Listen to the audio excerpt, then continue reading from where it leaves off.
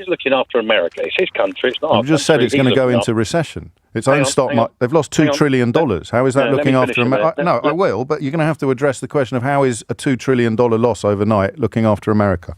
You know, we've got short memories. When he was, in his first term, he said he would do a number of things, and he did. Well, he did. He said he was going to end the war in Ukraine on day one. He said the stock market would go up and he'd make everyone richer. You now have the Swiss investment bank UBS, widely regarded as a leader in this field, predicting an inevitable recession with growth, GDP. We'll see. We'll see in time. But, this happened 2 days ago. My point's very simple. He said he was going to do this. He's done it. The emotion and the response is quite ridiculous, I think, in terms... Sometimes all it takes is one simple question to completely unravel an argument. In this video, a UK-based Donald Trump supporter calls in to defend Trump's tariffs and compare them to Brexit. But the more James O'Brien presses him on the facts, the harder it becomes to defend those claims. If you enjoy political updates like this, comment where you're watching from, and don't forget to like and subscribe so you don't miss the next one. Now, let's watch the full exchange together. I'll jump in throughout with my thoughts, and at the end I'll give you my overall take on how this debate played out. Let's get into it.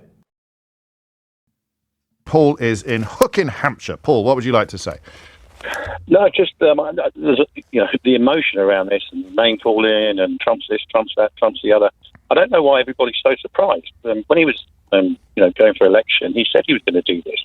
Everybody knew he was going to do it. Everybody kept telling us to ignore what he said and concentrate on what he did. You remember?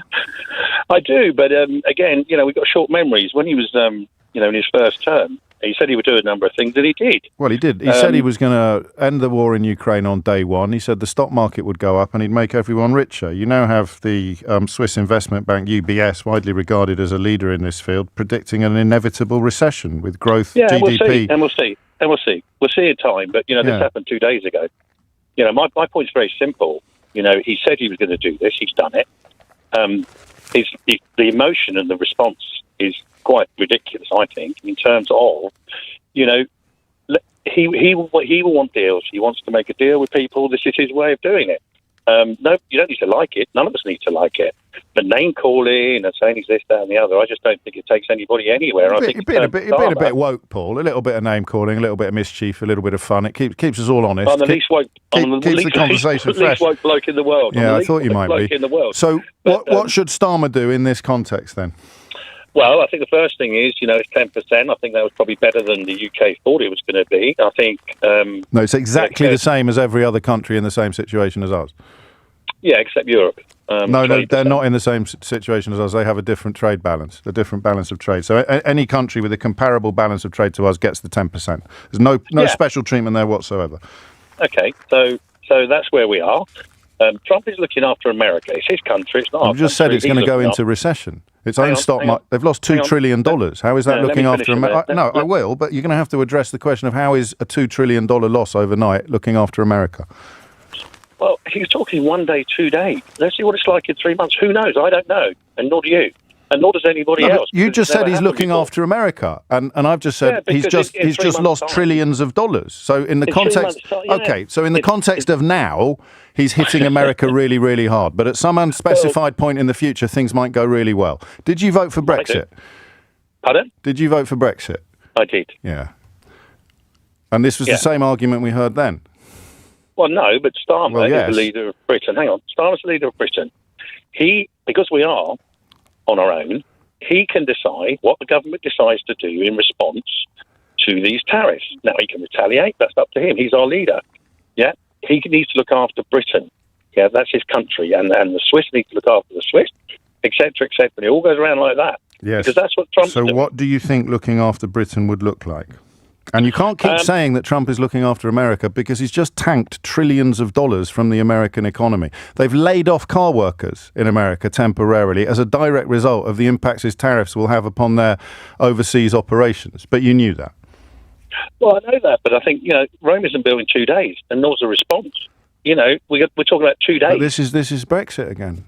Yeah, but you're talking 2 days. But I'm talking $2 trillion. You know the market's probably better than I do. When's the last time $2 trillion were lost overnight? US stocks plunged. I have no idea. But doesn't it matter, though, to your optimism, especially after your vote for Brexit went so badly? Doesn't this idea of sticking all your eggs in the things are going to be great at some unspecified point in the future, haven't you kind of got bored of that yet? I just think people are so surprised by something he said he was going to do. Yeah. And he's done it. Now, the response will be interesting. I think, he prides himself, if people want to call him a narcissist, he prides himself on being the art of the deal. What he wants to do is to negotiate. Well, he didn't write that book. Well, no, I know. You're right. Do you know what happened the last time they brought in tariffs like this? Oh, God, no, I haven't got a clue. But doesn't it matter, Paul? No, because I think that... I find conversations like this fascinating. You voted for Brexit. You're making all the same arguments about Brexit. Brexit was an undiluted catastrophe, but this one will go really well. Well, I'm not sure it is a catastrophe, was it? What's your favourite bit? Pardon me? What's your favourite bit? My favourite bit is, you've probably got a point, actually. It's about controlling entry and exit from the country. How's that worked out for you? That's probably, you have a point. Yeah, and we could, of course, have controlled it a lot more robustly before you voted for it. So the thing you voted for has been a catastrophe. The reason why you voted for it has got immeasurably worse, but you believed things would be brilliant at some unspecified point in the future, and here you are making exactly the same arguments about Donald Trump. Well, no, what I'm saying is, I think... No, hang on. I have hung on. It's about the people. It's about the people, who are leading, this country. Yeah, and it should be very easy for this country to control its borders. They don't, because the government before and this government are useless. See, I have a theory that everybody who likes Trump and Brexit is obsessed with immigration. And here you are talking about $2 trillion losses that America has taken overnight, saying, hey, wait and see, it might all turn out to be brilliant. But what you really, really care about is immigration. No, I don't. I think I care about it. Why'd you bring it up then? Well, you brought it up. I didn't. No, I didn't. I asked what your favourite bit of Brexit. I asked what your favourite bit of Brexit was. I asked what your favourite bit of Brexit was. I gave you an example. You're right.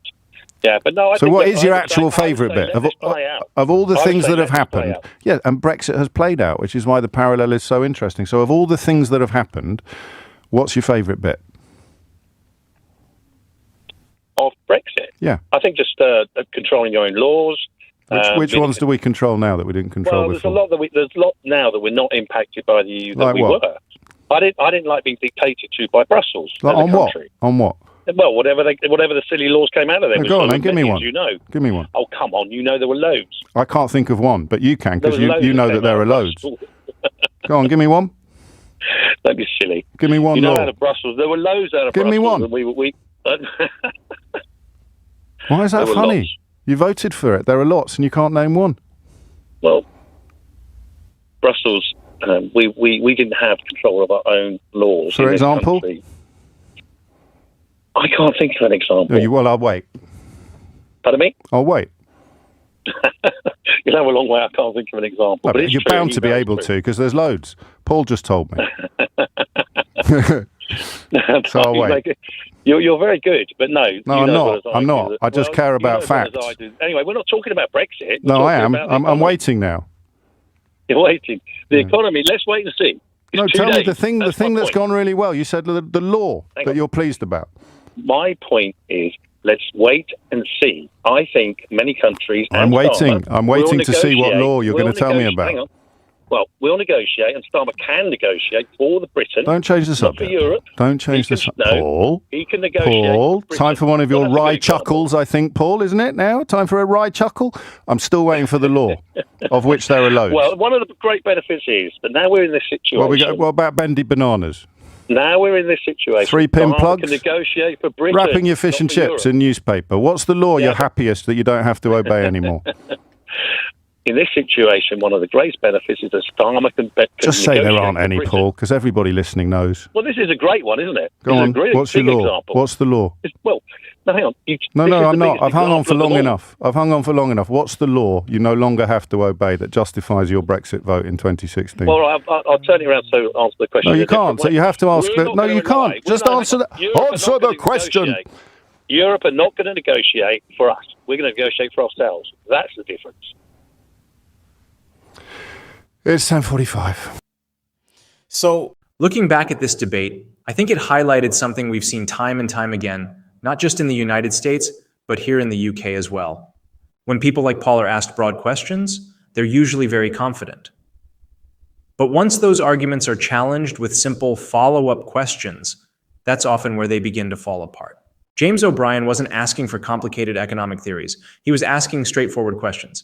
If Brexit has been such a success, what specific benefit stands out? Which laws are you most pleased the UK no longer has to follow?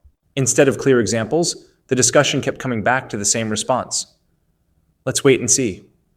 And that's what really stood out to me. We heard similar arguments during the Brexit campaign.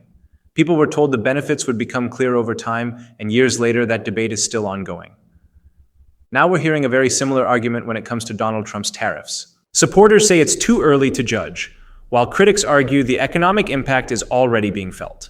Wherever you stand, that's a debate people will continue to have. What also caught my attention was how quickly the conversation shifted back to immigration. James O'Brien questioned whether that was really the issue driving many of these political positions. For me, the biggest takeaway wasn't simply whether tariffs or Brexit were right or wrong. It was how difficult it became for Paul to defend his position once the conversation moved from general talking points to specific facts. By the end of the exchange, he was struggling to answer direct questions and even had to correct himself after confusing one of his own earlier points. That's why debates like this matter. They move beyond slogans and test whether an argument still holds up when it's examined a little more closely. But those are just my thoughts. What did you make of this debate?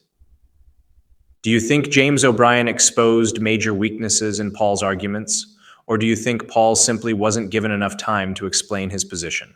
Let me know down in the comments below. And if you enjoyed this video, don't forget to leave a like, subscribe for more daily political commentary, and I'll catch you in the next one.